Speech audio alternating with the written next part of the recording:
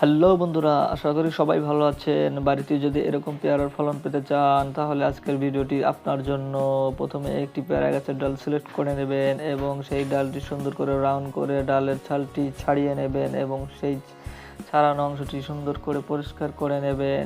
এরপর বন্ধুরা একটি টমেটো নেবেন, টমেটো সুন্দর করে কেটে নেবেন এবং এই ডালের সাথে কাঠির মাধ্যমে সুন্দর করে লাগিয়ে দেবেন।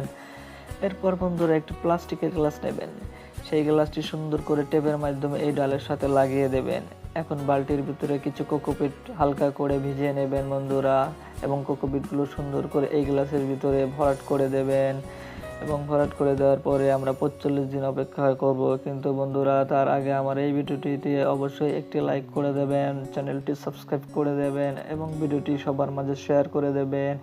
এখন 45 দিন পর বন্ধুরা দেখবো গ্লাসের ভিতরে শেকড় গজিয়ে গেছে এবং গ্লাসটি সুন্দর করে ছাড়িয়ে নেব। এখন ডালটি কেটে আমরা টবের ভেতরে সুন্দর করে রোপণ করে তাতে পানি দিয়ে দিব। ধন্যবাদ বন্ধুরা।